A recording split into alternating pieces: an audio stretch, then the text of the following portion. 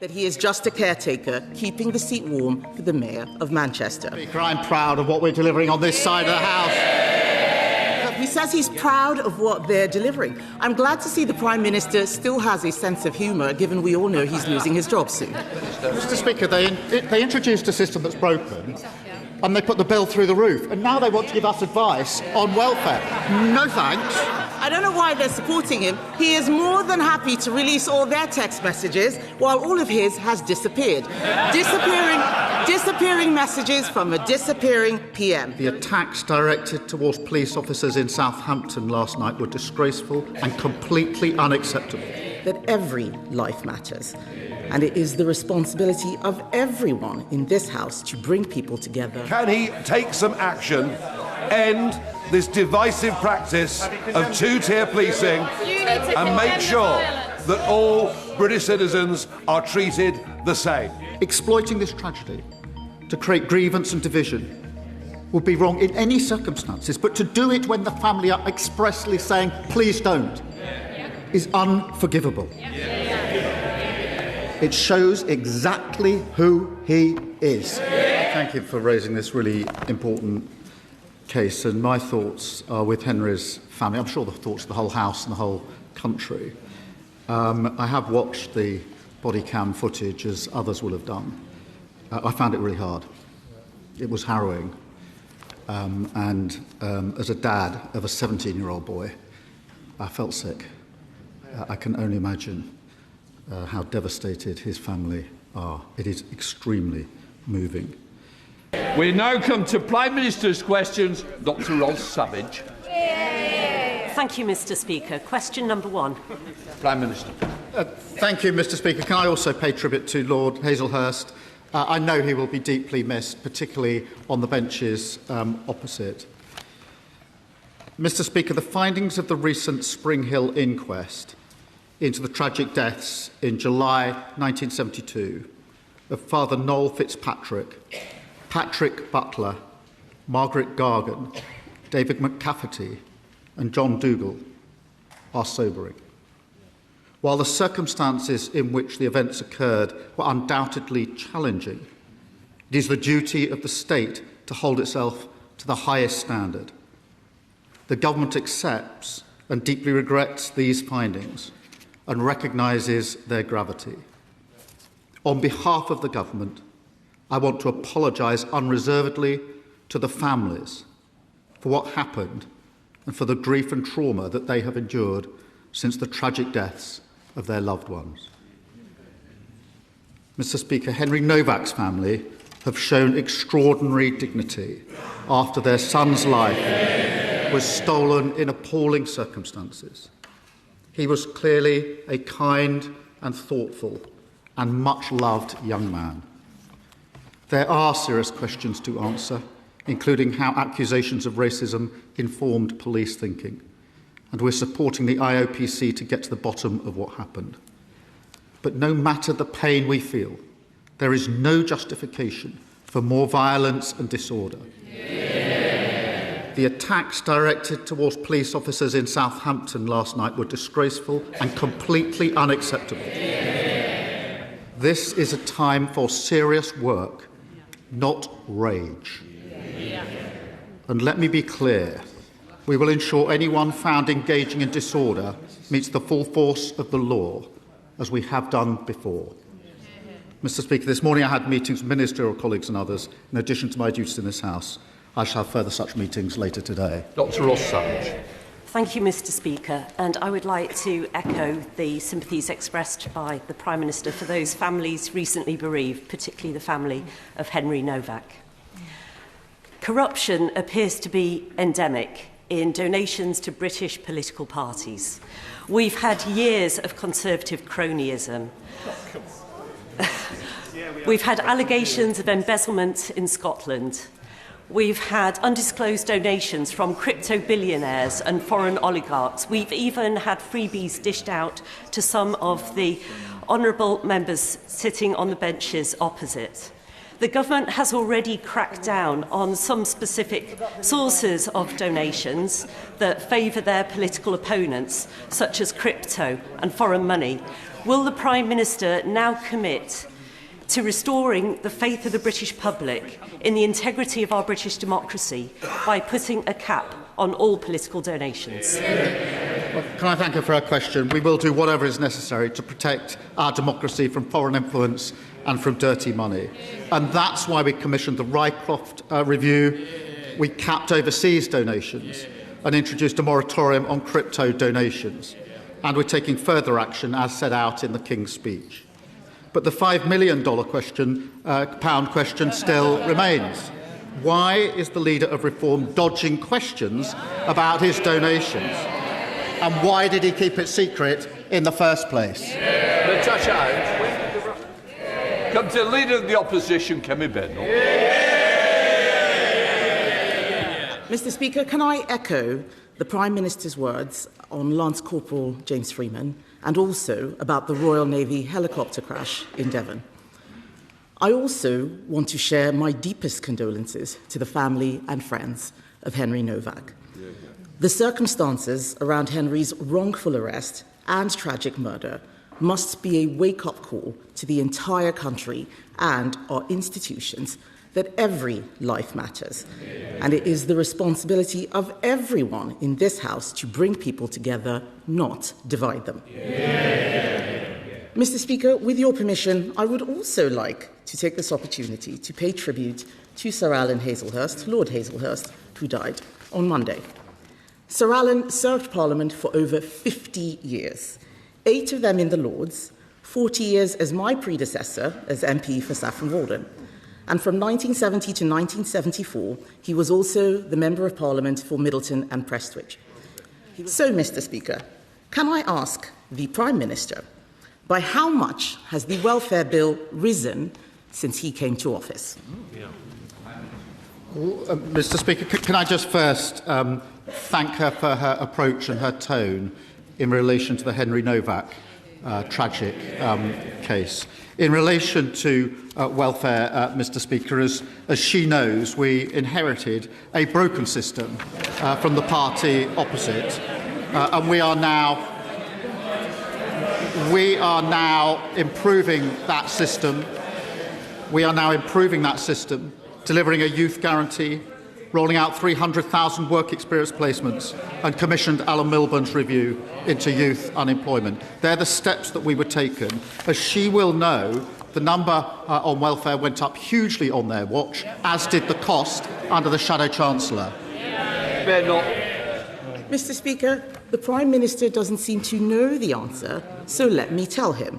Benefits alone have risen by £20 billion since he came to office. The Prime Minister has promised welfare reforms, we heard him say it just now, so can he tell the House why was there no bill in the King's speech to reform welfare? Well, Mr. Speaker, welfare reform is balancing universal credit so it no longer pushes people away from work. That's what we're doing. They voted against it. Welfare reform is introducing a right to try to incentivise people to take up opportunities. That's what we're doing. They voted against it. Welfare reform is providing record funding on apprenticeships. That's what we're doing. Apprenticeship starts fell by 40% on their watch. And she talks about the welfare bill. It soared to £88 billion, by £88 billion on their watch. Nearly 3 million people were written off. Face-to-face assessments collapsed because of the contracts they agreed. And the person who signed off those contracts was the Shadow Chancellor. Mr. Speaker, we need to bring down the benefits bill. He complains about the Shadow Chancellor. The bill went up because of the pandemic. And even then, Mr. Speaker, even then, they were asking us to spend more. It's not the Shadow Chancellor who's the problem, it's the actual Chancellor. She's not even here in her place. It is the actual Chancellor. Mr. Speaker, the reason why there is no welfare bill is because the Prime Minister has given up. And he's given up because they have given up on him. On Sunday, the Welfare Secretary was asked 12 times on national radio if he would make cuts to the benefits bill, and 12 times he could not answer. So I will ask the Prime Minister, is he going to cut the benefits bill? Mr. Speaker, all the measures we're doing to reform welfare, all the measures we're taking to get young people into work are measures to reduce the cost and the numbers of people who are unemployed. And, Mr. Speaker, that's why we've introduced the youth guarantee, so that young people can have help into work, that they can then, after 18 months, if they haven't got a job, be given a job for 6 months, supported, which we know is the best way to ensure that they succeed as we go forward. That is the change that we're making, Mr. Speaker. But they introduced the system that is broken. We're reforming it. Did they vote to reform it with us? No, they voted to keep the broken system. Mr. Speaker, the Prime Minister keeps saying he's bringing in welfare reforms. None of those things are going to cut the bill. Even his own Tim's review explicitly says, this is their review, this is in the terms of reference, explicitly says this is not about generating proposals for further savings. He had a chance to cut benefits. Last year, I remember they were planning to cut benefits, and on the floor of this House, they U-turned. What did he do when he had a chance? He caved. He caved to all these MPs behind him who don't want benefits brought down. That's why they're sitting silently behind him.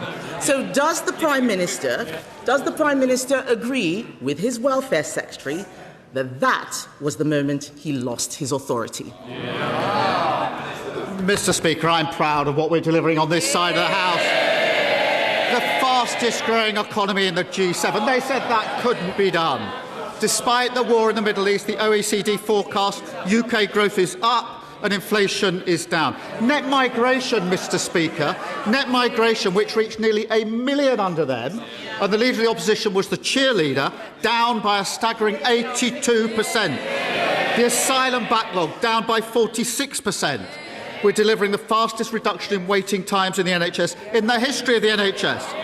That's on top of free school meals, free breakfast clubs and free childcare. And, of course, we're lifting 500,000 children out of poverty. I'm very proud of the work of this Labour government.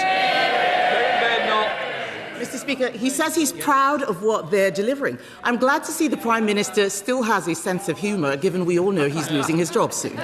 He has no authority, and we know why. His MPs will not let him do anything. The Welfare Secretary said in private what they won't dare say in public. He said, every meeting I have with Labour MPs is about who can we tax in order to pay more benefits. Shameful. Last week, Tony Blair said, if the Conservative Party repeats its offer of working together on welfare, Labour should accept. So today, I am repeating that offer to the Prime Minister. Is he ready yet?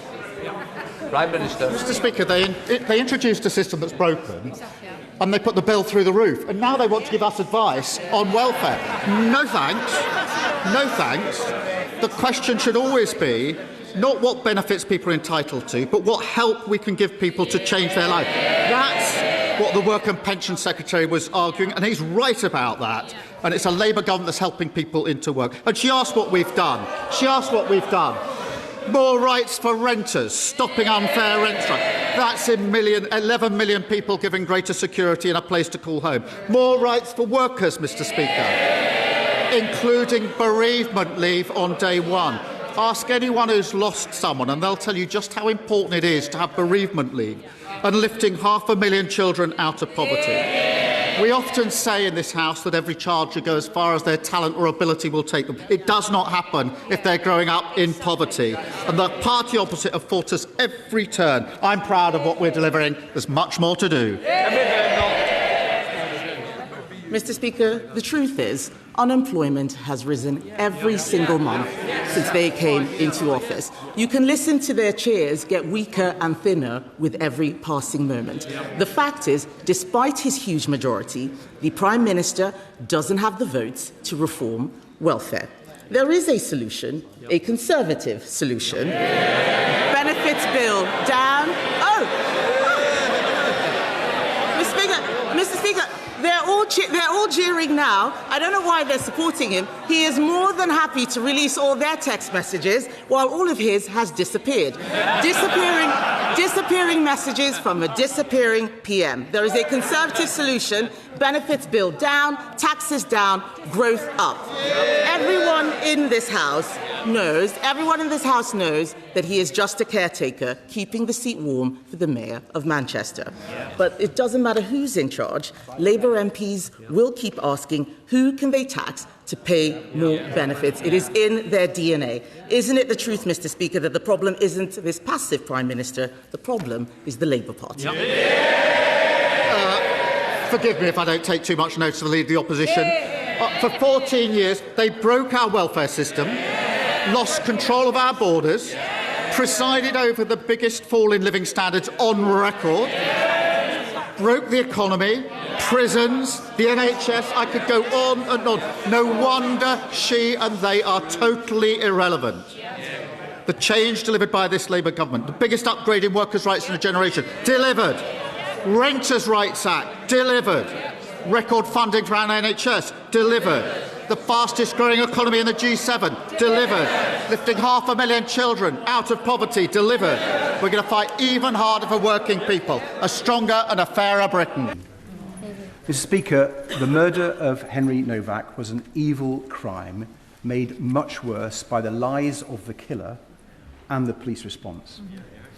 The investigation must uncover all things that went wrong, and all police forces must act on its conclusions. Outside court, Henry's father made a powerful plea that his son's murder should not be used to create further division, but should be used to treat knife crime as a national emergency. Does the Prime Minister agree that the victims of knife crime and their families deserve a politics where we come together to solve these problems and not use them as a political football? Can I first join him in paying tribute to the 17 people who lost their lives in the heat wave, many of them, as he says, young, and each of them tragic, and send our condolences to their families. In relation to the case of Henry Novak, can I thank him for the approach that he has taken in this as well. It is important in a case like this, which is so tragic, and anybody who's seen the footage will have been deeply moved by it. It is important that we reflect on our own leadership roles here as political leaders. And it is our duty to bring people together at a time like this, not seek to divide people. It is particularly our duty to listen to what the devastated family are asking of us as political leaders. And can I thank all of those that have acted in that way, because I think that's the right way to respond. Sir Ed Davey. Can I thank the Prime Minister for his reply and completely agree with him and say that we stand ready to work with the government on serious policies to tackle knife crime. Mr. Speaker, with our armed forces overstretched, Labour now seems to be investing in a new weapon of war, the long-form essay. It gives another meaning to the phrase drone warfare.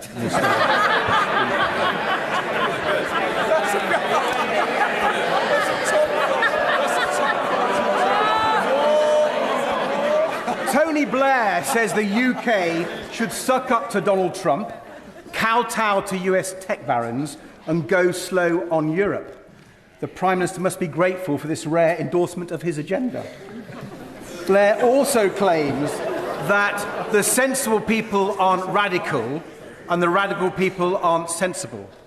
Is the Prime Minister concerned that unless he changes course, he will be remembered for being neither radical nor sensible? The country is united in its horror at the tragic death of Henry Novak. And would the Prime Minister once again join me in paying tribute to the courage of Henry's family in the face of this tragedy? And will he also join me in calling for the recognition of the serious mistakes made by the police, and that we must learn from those mistakes so that no family may face this tragedy again? Well, can I thank him for raising this really important case? And my thoughts are with Henry's family. I'm sure the thoughts of the whole House and the whole country. I have watched the body cam footage, as others will have done. I found it really hard. It was harrowing. As a dad of a 17-year-old boy, I felt sick. I can only imagine how devastated his family are. It is extremely moving. Henry's life has been stolen. His family have responded with incredible and immense dignity and bravery. Now, there clearly are lessons, Mr. Speaker, that need to be learnt, serious questions that need to be addressed, not least this question of how accusations of racism informed decision-making in such cases. Henry's father said this: "We do not want his death to be used to create further division, hatred, or tension." They're the words of a grieving father who's lost his son. We do not want his death to be used to create further division, hatred, or tension. I think those words have resonated with people across the country. We must not allow this tragedy to be hijacked by anyone who seeks to divide us. Nigel Farage. Thank you, Mr. Speaker. Following the horrendous circumstances of Henry Novak's death, can I urge the Prime Minister to consider this? It is now clear to growing millions in this country that we're living under two-tier policing. The instructions that are given to police officers from police bosses are clear and written down in ink. It says you must treat different ethnic groups in different ways. That, apart from the upset and the anger at the circumstances of his death, the anger that you saw spilling out in Southampton last night,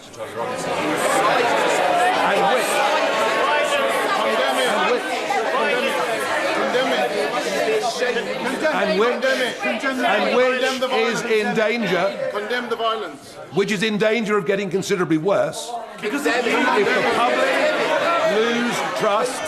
Condemn it. If the public lose trust in being treated fairly by the police, can he take some action, end this divisive practice of two-tier policing, and make sure that all British citizens are treated the same? Mr. Speaker, I don't believe there's two-tier policing in this country. I'm really shocked that he pretends to have respect for Henry's family and then acts in this way. They are a grieving family. Mr. Blash, please. It's a very important question. I want to hear the Prime Minister. If you want to carry on, go outside, please. Prime Minister.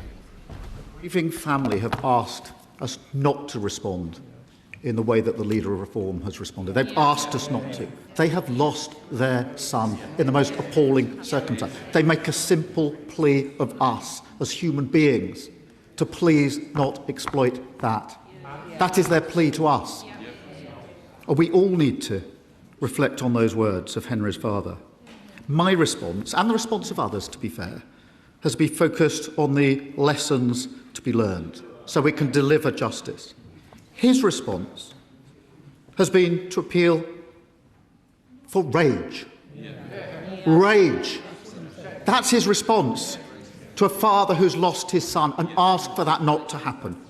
Exploiting this tragedy to create grievance and division would be wrong in any circumstances, but to do it when the family are expressly saying, please don't, is unforgivable.